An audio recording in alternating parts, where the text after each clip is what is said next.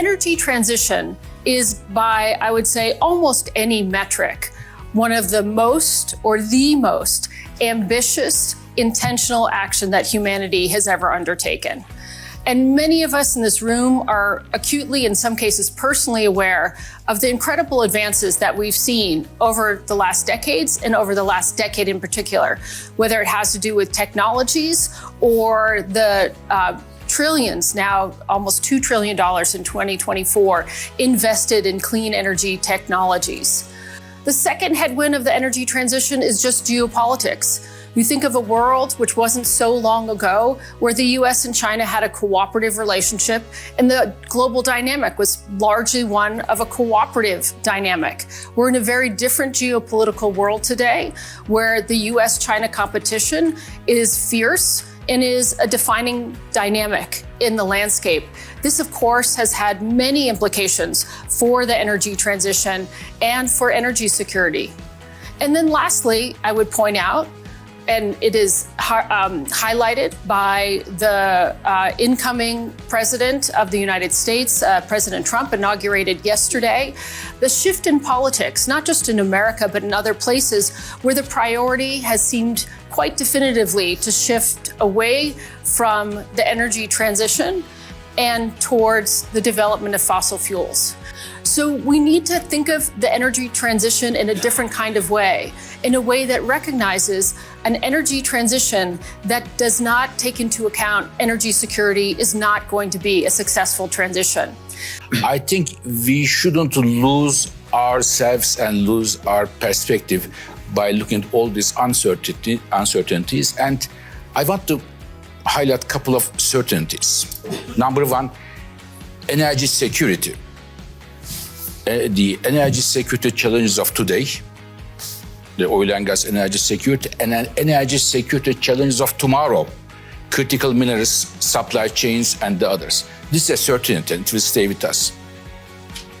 Climate change, it is real, it is happening, and it will be worsened if we don't change our policies. This is a certainty.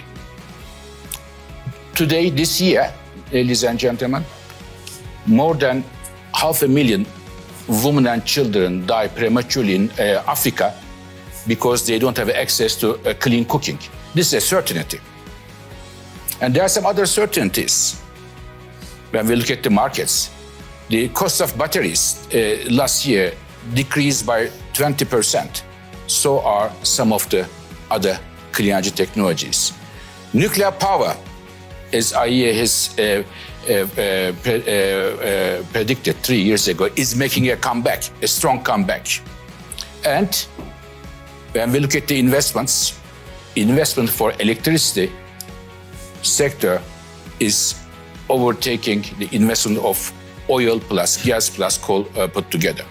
The energy transition is the greatest economic factor to attract investment to Portugal. We have access to affordable renewable electricity and renewable hydrogen that will attract the investment to our country.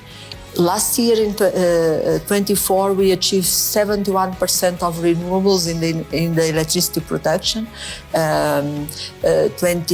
about 28 hydro, 27 wind, 10 solar, 6 biomass. And we have a plan, we have our National Energy and Climate Plan that was supported by, we have in our parliament 30 members of the parliament, only 4 didn't support this plan. So we have an overall majority supporting our transition, and that is very, very important. So we will have this ambition to become 93 in 2030, 93% of renewables in electricity production and 51% in the global energy. So we have to do a transition on transport and buildings, and transport is our biggest challenge. One of our policies has been the cooperation with the African countries and the Portuguese speaking, and we have a very good project going on conversion of debt that we have established to Cabo Verde, and now we are going to establish also to Saint Tomé and Príncipe, where we convert debt in projects in the case of Cabo Verde, on solar energy. It's already done for 2 years, and we are going to continue with projects with solar photovoltaic with water. So it's a very good model that can be applied to other cooperations between countries. So it's a very good example that we can help each other for a more swift transition. This is a great time to be in the mining industry because the demand signal is a huge one coming from the energy transition broadly, and critical minerals sit upstream of every sort of mega trend we're seeing now, whether that's related to energy transition, whether that's electrification, whether that's AI and compute. Critical minerals are going to be required to enable that, and just focusing particularly on copper, because copper is one of the largest, more mature markets in the critical minerals area. We see over the next 10 years an increase in demand of about 25%, and by 2040, an increase in demand of about 40%. And those numbers might not sound very large. However, there are some real constraints on the supply side here that go to your question as perhaps to why we're not meeting that increased demand right now. Firstly, the existing mines we have are aging. These mines, copper mines in particular, they suffer from grade decline throughout their life. It's just nature doing its work essentially. But what that means is, in the absence of investment, we produce less year over year. Secondly, as we look at new mines, these mines are deeper, they're lower grades. They're also in more difficult geographies, not just in terms of country risk, but we're looking at future mines above 5,000 meters in Argentina, for example. That's an incredibly difficult environment in which to construct an operation and run an operation. And then there are additional costs associated with building these mines that we haven't experienced previously.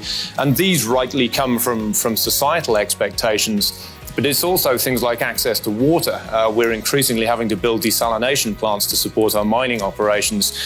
We need to use renewable energy because, of course, if we're building mines to support the energy transition, we need to make sure that they are green. The question of the energy trilemma has got regional or geographic manifestations. I mean, if you come to the continent, we have about 600 million people who don't have access to electricity. And therefore, the conversation about the transition essentially is a misnomer. It's non-existent because they don't have access to electricity.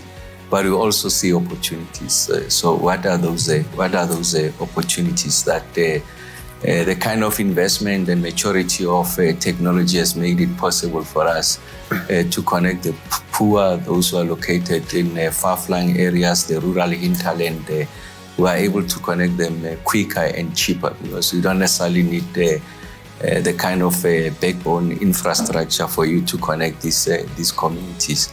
But also we know that Africa is home to about 30% of known mineral resources. So the ability for us to be able to exploit these minerals in the context of supporting the transition, I think is going to be key because we're likely going to broaden the flow of industrial production, and in that way, we are able to power the economies of those countries, get people out of poverty, ensure that they've got skills to participate in the new economy. So the question is, how do you exploit those resources? So I think the point made earlier on is first you need the capital because this is a capital-intensive industry, and we know that the balance sheet of these countries is not sufficient for them to self-finance. The reality is that governments have to shape policies and support industry. They have to make sure that families are fed, hospitals work, transport continues. But post-pandemic, when there was indeed an uptick in this, and of course, we were hit by what internally in Petronas we call a state of polycrises, crises of policy changes, shifts in funding standards, shifts in permitting, shifts in geopolitics, most evident after the incursion in October 7th in the Middle East, and of course the Ukraine invasion. All of these have commingled to make very difficult signals to read. But the realities are that governments, particularly those in Asia, where there's 350 million people still without regular access to electricity, where, as Fateh has rightly pointed out, places where people are still struggling to have cooking fuel, the response is that we need to get something to the people, to the masses, to ensure they can continue economic activity, they can actually generate industry, healthcare systems are supported, and the reality is that this comes with accepting oil and gas.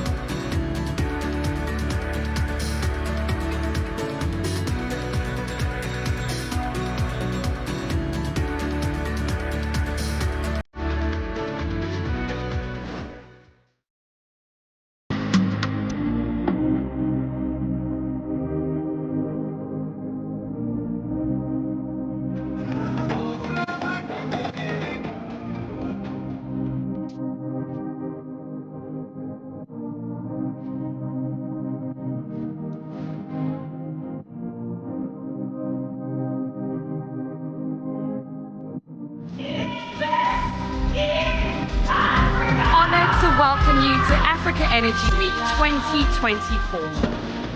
I want to welcome everybody to this city, Cape Town, to Africa. Many call it Africa. We call it home. Welcome.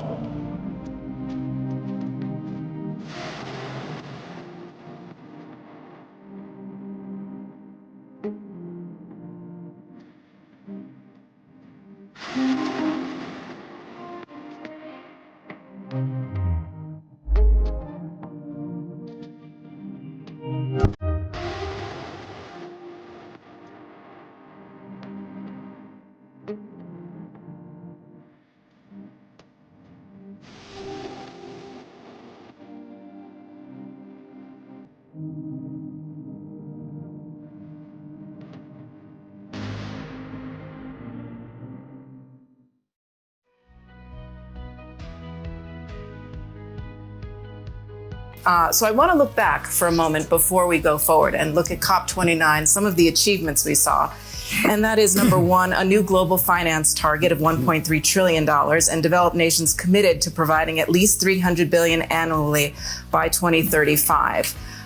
We had Article 6, establishing a global architecture for carbon markets, and we also had an ambitious and investable nationally determined contributions updated by some countries.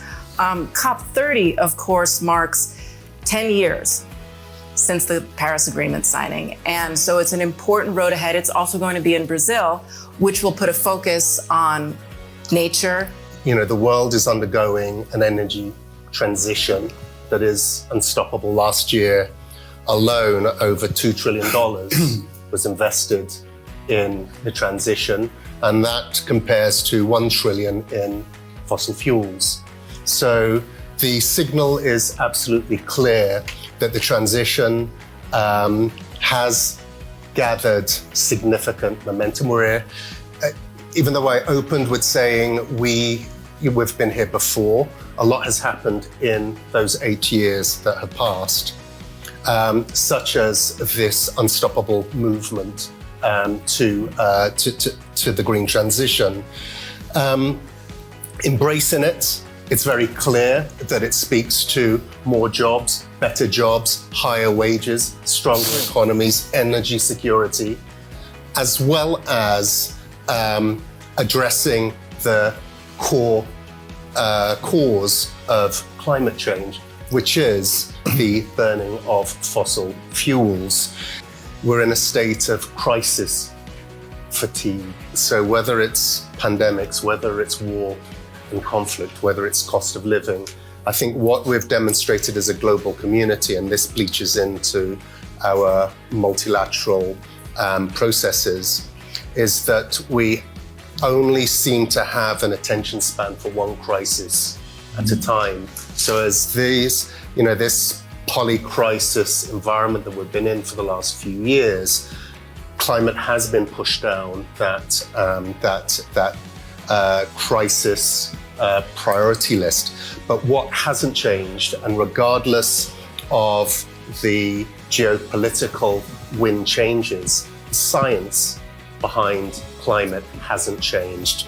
The impacts actually have changed in that they're just simply getting worse. What we achieved in 2024 at COP29, the first time the countries agreed to contribute $300 billion for the developing world. And I think it is a great success for all the world community, because before we had not any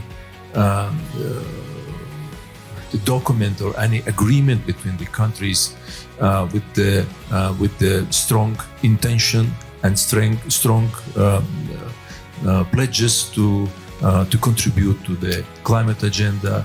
And another one very important thing, that we already prepared the program how to increase the contributions to 1.3 trillion and invite the MDBs, private sector, and all other possible stakeholders to contribute to the climate agenda. That's why it's one of the main issue, and we are planning to work very closely with the COP30 team, with Brazilian team, to support them. And I think we have a lot of things to do this year, and it's a good chance. Yes, it's new challenges, but it's also opportunities. Let's think positive. We need to use these opportunities. We need to think how to do it better than in 2024. At the same time, you already mentioned the carbon market, the huge agreement regarding the Article 6, 10 years of the discussions. Unfortunately, previous discussions without any final conclusion, but in Baku, countries agreed regarding the carbon markets, registrations, authorization, and all other issues. And now we open the door for the private sector to perform the huge project in transition, in green transition areas, in climate projects. At the same time, the operationalization of the loss and damage fund is another one very big issue. And with thanks to all the countries, all the participants for hard work. We had great progress in COP. We also had great progress, I would like to call out, in United Arab Emirates. There were some historic decisions taken by the community to phase out oil and gas, to triple renewables and so forth.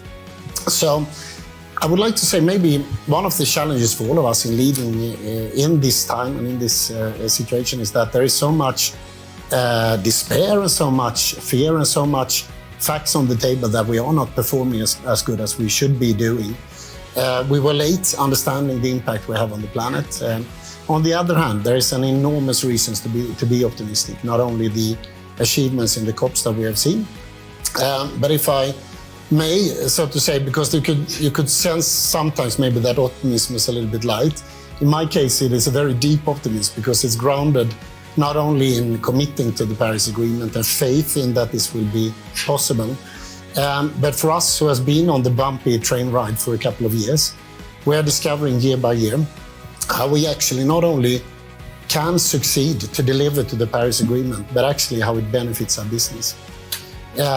We are actually, as an IKEA community, the network of IKEA in what we refer to Scope 3 end-to-end, all the way from materials all the way to customers. We have had a successful growth of our business by 24% since Paris Agreement. And these have been very special years, as we all know. At the same time, we are now reporting 30.1% minus in absolute carbon. Not relative, but absolute carbon. So every year that goes by, we are fairly confident that we will actually hit the target of minus 50% by 2030, which is the demand on any country and any organization out there. You know, I work in the other half of the world that's sometimes less sexy and not mentioned enough, which is the global south, especially on the African continent. When I go and meet government, I don't come in with a climate agenda. I come in that this is how you can end energy poverty, and this is how you can end poverty for many people. And the answer to many of that is renewables. Unfortunately, we still live in a world where 600 million people have no access to electricity at all, and 2.3 billion have no access to clean cooking. To put that into any matrix, you know, and if you don't care about anything else, clean cooking is the 5th largest cause of death of an African woman today. So you can't say that you shouldn't swap out to these better technologies. It's the difference between life and death for a lot of people. Other thing that gives me so much hope is just on this stage alone, you know, between the COP presidency and Simon in terms of carbon markets and the great work IKEA Foundation is doing, leading the charge on ending energy poverty, we're already collaborating at a scale where no one can stop. You know, not one country, not one leader making a decision, because it's just the right thing to do globally. The other reason why I want to focus on the global south is that we cannot live in a world where we can have people in energy poverty and think that we can hit our climate agreements. We don't live in a world where half of the world can do something and the other half of the world cannot. And what we're seeing is quite scary. We're seeing that there's a lot of localized pollution. You have like a continent like Africa plagued with 23 to 25 million small petrol gensets. These aren't big coal plants that you can just shut down at once or those type of plants. These are things that you can't regulate, you don't know where they are, and you can't tell people that they can't have energy. So that's where we're really focusing on. And with that and clean cooking, you cannot get it done at scale without the carbon markets. Like I was saying earlier, we have a great opportunity that people who don't have access to electricity at all don't go dirty first. You can go clean from the start. I don't think people realize that you actually have this amazing opportunity. I'm really encouraged. You know, the World Bank and the African Development Bank have a program now called Mission 300, where they want to provide electricity, clean energy to 300 million Africans. And they're putting $30 billion of concessional financing towards that for the private sector to come and do this. We didn't hear about these type of programs at this scale 5 years ago, you know? So it's back to Simon's point, it's not just a climate issue, it is a development issue, you know? And it is the way that we have to message it a bit more and put a human face to it, because it really affects us all.